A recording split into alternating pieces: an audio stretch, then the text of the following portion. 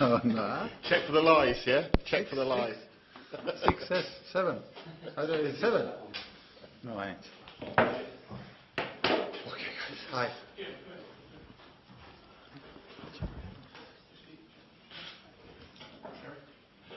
Hello, Slaven. Hello. I'm not sure it's a good way to start the new season, but I've got to ask you about 8 potential injury doubts. It's 8? A bit too many, is it? Yeah, well, Mikel Antonio? Yeah, the most of them are from last season. Yeah. But yeah, because, we finished the... It's not 8. Is it 8? well, I've got 8 here, but you can tell me I'm wrong. Mikel Antonio first? Yeah, Mikey, he got injured against Swansea last season, and the plan was for him to miss maybe a couple of games because he done the operation. It wasn't just an injury; it was a big one, and that was the plan, to miss maybe a couple of games. And he was and is ahead of the schedule. He's good healer, let's say like this, strong, everything, mentally strong, hard worker, and a bit of a monster also, physically. So the fact is he's ahead, which means that he's playing tonight for under 23s, and then he's going to miss the first game of the season against Man United away. But he trained with us since Monday. And as I said, tonight he's playing, and he should be in a team, in a squad, at least for a game against Southampton. That's good news. But that was planned. That was planned. Only there was maybe possibility or an option that is going to be a couple of games or whatever. But it's one, yeah. I guess Andy Carroll's a bit further behind. Yes, but it looks like he's a bit further. He's not a lot. In one stage of the pre-season, even last year, he was way behind. But now it looks like he's training individually still, but he's doing basically all the movements, everything with the ball and all that. So if it continues like this, he should train with us on Wednesday, and he will not start from zero. He will start he didn't play for a long time and all that, but he will be in, let's say, okay condition fitness-wise. Of course, then he needs to feel, to play, to train with the guys, with the team and all that, to feel ball, because it's one thing that you do individually, the other thing is when you're part of the group training. But it's since long time, like since March or whatever, April, it looks like it is the most promising situation regarding Andy. So, of course, I wanted him to be fit at the start of the pre-season, of course, but it wasn't unfortunately the case. But now it looks like there is a light or a goal that is very near. Yeah. So. Before the international break, we might see him? If it goes like this, if it goes well, according to plan that we all want and wish and basically expect, that it's all about how does he look on the pitch, like regarding the coordination and all that. So I don't know. Knowing Andy from before, he always needed maximum 10 days, couple of weeks to come back basically playing, But then that was also one of the reasons that why he was getting injured again, maybe. So it's about the balance. Check Kouyaté? Sheiko is, I'm fed up about these, when specialists or when the physio tell you that that's kind of an injury that they never seen in their life, okay, but so it really, because I've seen it. It was one of the strangest ever that I ever seen. Although the most strange ones, they come out of nothing, like that. But this wasn't even a sharp movement. It was nothing, basically. In the beginning, it looked nothing, and then suddenly, after half an hour, it looked like everything, like bad. Thank God it's not. And Sheiko is again like Michael Antonio. He's really like a good healer. and he's also way ahead. So Sheku and Lanzini should be back. They are the only two who got injured in the pre-season. Both very strange, without the opponent. It's not like a muscle or whatever loading. It's just they come, and both of them should be after Southampton game. So maybe for Newcastle game, at least one of them. If not, then straight after international break. Did you say Lanzini? Yeah, both of them should be like that. Mark Noble? Mark Noble, no, he just missed few days because of his toe. That is like... He had the operation. Yeah, but that's okay. That's gone. Like he played through the pain last season and all that. He missed a couple of games at the end because it was basically unbearable to play with that pain, and we were already safe and all that, so he didn't play, and so he's fit. I've also got down here Sacco and Sacco. Reid also, he didn't start the pre-season with us, but then so he missed Austria. He was in Austria working with the physios and all that on his fitness, and then he joined us in Germany, and he trained in Germany, so he's fit after that operation, after Spurs game, I think. And Sacco the same. Okay, Sacco's got a longer break. He had a back operation back in, I don't know, February or whatever, maybe even January. And he joined us in Germany. So he lacks match practice. But I speak to him every day, and he trains with us, and he looks healthy. He's missing the match practice, of course, because he didn't play for a long time. Thanks for that. On Lanzini, how important is he to you, and is there any sign of a new deal for him? Manuel is, you have no player is bigger than the club in any way. I'm not talking about contract. I'm talking about he's just one player. He's just part of the team like any other player, like even Messi and all them. But he is one of our key players, definitely. So he's a great lad, and he knows his situation. And we know I spoke with him last season a few times. At the end of the season, then in the beginning of the pre-season and all that, and he knows, and we are looking after him. That he's happy. It is big year ahead of him, and we know his situation, and we're going to do everything possible to sort him out.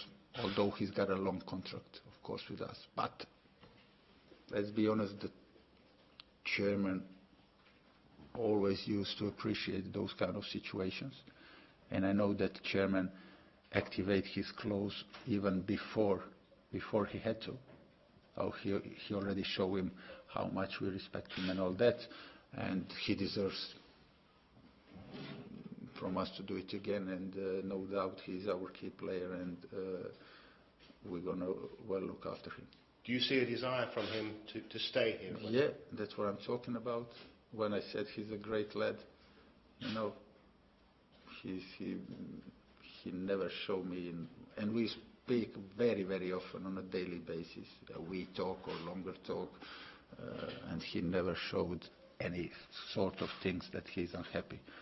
And then again, of course, every player knows his situation, and he wants to use the situation in a good way, best possible way for himself. But I know for sure that he's happy here. He likes it. Hernandez says he doesn't know whether or not he'll celebrate if he scores at Old Trafford. I guess you just want him to score, you don't mind. Yeah, it's down to the player, it's individual, but it ain't going to distract him from being concentrate on and focus on the whole game. He looks good. Okay, he was at the Confederation Cup, and all the players who were part of the Confederation Cup, especially that those players played last season in whatever leagues or whatever, they're still not totally fit. They had a longer break and all that. But he looks. So he's not 100%, but he looks. To me, he looks 100. He looks sharp. He looks good. his movement is really top class. It is exceptional kind of movement. He knows where to run. He knows when to run. He plays on shoulder of the defenders. He knows to put himself in the position that if they want to see the ball, they can't see him, and the other way around. You can see straight away that he's a top player, and also a very, very nice lad. You're wanting to celebrate when he scores? Whatever. Just, it would be nice for him and for us, of course, that he scores. You've done some good business so far this window. Any more planned? I said I'm thankful, and I have to congratulate the board, the chairman and the board for the business, because those, if you remember, and you remember from last year, I said that we, despite all the injuries that we have whole season, especially towards the end of the season, still we were managed to put a good team out. So hence we don't need a squad. I'm not talking about refreshing, one go, one comes and all that, especially if those players are young. But we wanted the players that are going to improve our first 11, our game. When we talk about first 11, then like any other manager, I think about 15 players, that you are counting for next 7, 8 games, and that's what we've done. We wanted to get quality players with great character, with something to prove on, and we wanted to get the players that know the league, and we got it. Can I ask you about Man United? Don't worry. While we're talking about transfers, I just want to put a couple of names to you, then we'll move on. We talked about quality players. William Carvalho. Interest there in him, and has he agreed to come to the club already? I don't know. I know that he's a good player. Of course, he's a good player, and a lot of clubs have interest in him in the last few years since he came not on a market, but on a radar. He's a top player, and that's all that I can say. Top players are hard to get, but all of us are looking to get them. There's a 40 million release clause. That would be a bit rich, would it? Yeah, it would be a bit rich, yeah. You're right, a bit more rich, yeah. Even today. And Jota, the Brentford. Sorry? Jota, the Brentford club. A good player again. But to be fair, I told you, we've done the business. One more I would love, but if we have to offload one or to sell one, even then. But the other positions, we done our priorities. That was right back, that was center forward, that was left wing or whatever. And then Joe Hart happened. And now, if one goes, one will come to refresh the side, and if someone is not happy, or if we can get something better and there's a possibility to do the job, especially because we done a great job, the board done a great job, because we got our first targets, basically. It's not just positions. It's like we had a list and we got, and in one moment of the transfer window, we were patient enough not to jump on maybe when the opportunity was to get like a third name on the list. We waited for the first, and we got rewarded for that. But then on the other side, we spent a lot of money, of course, but we didn't spend crazy money, because still, don't forget that we offload, or some players that we didn't want them to go, they went, and so we sold the players for good money as well. If we're talking about Fletcher, if we are talking about Randolph, if we're talking about Nordweit, if we're talking about Valencia, so we also so the balance between that and that is like, I don't know, less than 10 million. And maybe bring in that 10 million or more for Adrian? For Adrian? No, I said Joe Hart. We are happy that Joe Hart joined us. It's a big, not only, it is a statement from the club, of course, he's number one in England, but he's also a great goalkeeper and all that, and you want competition. And Joe wasn't planned. Joe, I don't know, it was before, was it before Austria, and then when it's suddenly felt that he could be available and all that. But at that moment, I spoke with the goalkeepers, and I told them that they are both good and all that, and that we can, if they want and all that, we can sell or offload one of them, but the other one will have to stay because we need two top goalkeepers. So the first opportunity came to Randy, and he went to Middlesbrough and all that. I spoke several times to Adrian, and I told them that he's a great bloke. I mean, he can't be angry or whatever. He can be for a couple of minutes disappointed, but not angry. But I told him, like, only if the club gets a good offer for him, and plus, on top of that, first of all, if the club can find a good replacement, then maybe we can do him a favor, kind of a. But chairman wants him to stay. I want him to stay. Everybody wants him to stay. He's big part. He's 4 years here or whatever. He's very important on the pitch, very important in the dressing room, very important on the training ground. And we want to give him a new contract, a longer contract, to show him how much we want him and respect him. And that's the story. Thank you very much. Manchester United, what a way to start the season. Do you sense within the squad a real excitement about that fixture? Yeah, I mean, it's not ideal to play there first game of the season, but then on the other hand, it's brilliant. You know, it's the greatest away game in the league. Of course, we have a chance. Of course, we are positive and all that, and we know they are Manchester United. They improved the squad with quality, with big transfers and all that. They already played one competitive game against Real Madrid, like a proper competitive, very important game, and we are looking forward for that. And we have some good memories, recent ones from Old Trafford, and we played twice there in the league, some here, and we drew 2 times. Yeah, so it's going to be very difficult, and we know what we have to do. We will have to be on top of our game. Okay, we are missing some players. That's not. It would be better if we have a couple of them more. But then, of course, we are positive. A final question, really. It's going to be a month before you play at home.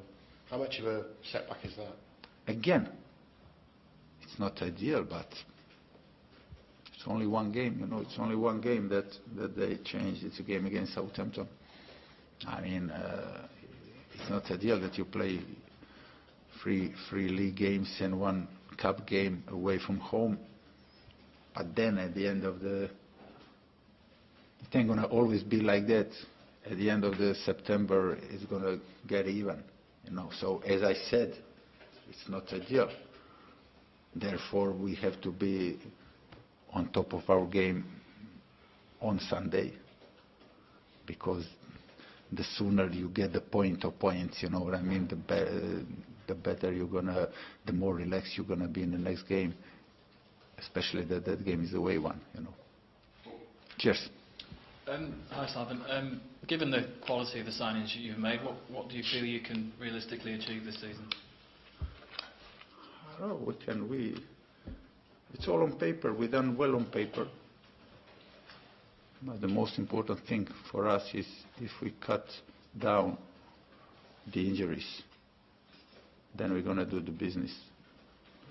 The new acquisitions, the new players, they're all experienced, they're all very hungry, they're all going to add the quality. And of course, if we do both of that, as I said, it should be a good season for us. But only if we know what we have to do every day on a training ground and in every game, is to work hard, not to think like that because we got 4 new players that we're gonna go straight in the top whatever. It is the wrong approach, of course. Dedicate ourselves for a cause of West Ham if we continue to work hard or to even work harder. we have a good team. We have the a good team. The backing from the board you've already spoken about. Just how does that make you feel? It's a huge vote of confidence for you, isn't it? Sorry? There's a huge vote of confidence that the backing from the board. They've got faith in you to Yeah, but they are backing the club, they are backing the team. They are like, these players are good players. You know, these players were not only my wish, you know. And of course the chairman, he wants West Ham to be successful and all that. And that's why he was ready to spend some money and to get the players. I'm saying again, exactly who we wanted for not like ridiculous kind of money, you know. So and of course, but I expected that they're gonna back those transfers because they're good ones. And I don't know very few, if someone has said about our transfers that are not good on paper. Now we have that what we have done on paper, that means nothing basically now. There's a pitch, but you have a chance now with these players better than last year. Do you expect a strong competition between Adrian and Joe Hart, or do you have a number one goalkeeper? It's always competition, you know. We have like any other manager, you know. We have like on most of the positions, you know. All the clubs in the Premier League, all the managers are trying to have because it's a long league, it's a difficult league, it's a very demanding league, and it's very hard to maintain the form for the players and to keep that and to maintain that form from August till May. And then you add the injuries or suspensions. Of course, you need a competition on every position. That goes for the keepers as well. Finally, from me, just on Man United in general, some big signings for them. Do you consider them as real title contenders this season? Yeah, of course they are. Of course they are. I mean, Man United by itself, they're title contenders every season. I mean, and then if you add to that that this is Mourinho's second year, that is always his best year, wherever he was. And if you, as you said, if you add new players who are really, some of them are impressive. They didn't buy a lot, but they bought like all big names, big transfers on that position that they needed, and they done it quite early also. That puts them definitely in among the title contenders. Hi, Slaven. Excuse me, just two from me. With the likes of Chicharito and Arnautovic coming in, have you had to speak to Andy Carroll and give him assurances that his long-term future is at West Ham? With those new arrivals, you might have perhaps questioned. I spoke a bit about it, but I don't have to give him. We were talking now about competition, and also I don't think that we have number-wise, I mean quantity-wise, more strikers than we had first year or in my second year, like last year. It's just, I think last year we had even more strikers. Last year with Carroll and Sacco, let's say, there were Zaza, there were Fletcher, there was Caleri. There were three of them.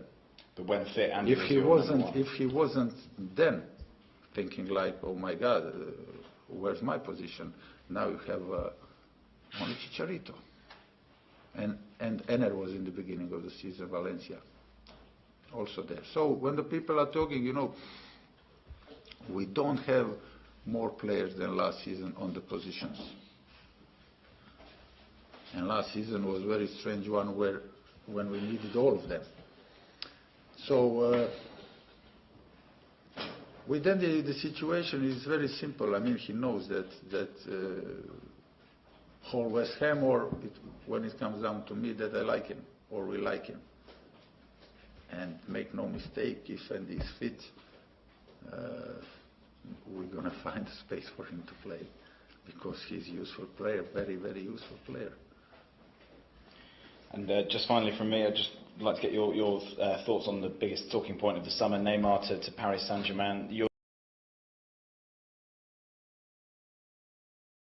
have. Arsene Wenger's already said that £50 million players may become £100 million players, and will that trickle down to the sorts of players that you might look to bring into West Ham?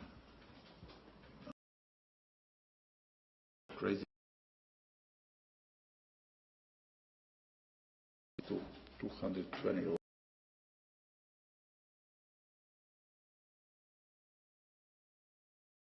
for me.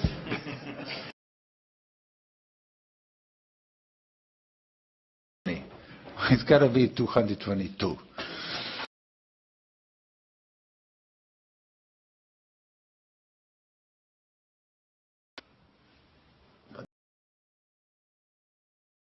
Players, but then even then it's okay. But then they're going to raise the price of average players, and that is the problem, because there are loads of them. There are loads of them, but you can't stop it. But you can't stop it. But then, does it help the circulation of the money? Does it help? I mean, the smaller clubs, you know, because this money that goes to Barcelona, they're going to keep it. They're going to again buy some players for that, and then those clubs will again buy some players. I mean, it's going to, at the end of the day, one part of it's going to come to smaller clubs. But if you ask me, do I think the money is crazy? Of course the money is crazy. But if you want to play a big game fishing, you know, you gotta be prepared to spend a lot. Or at least to find a balance between spending and producing in your own academy or whatever. Cheers.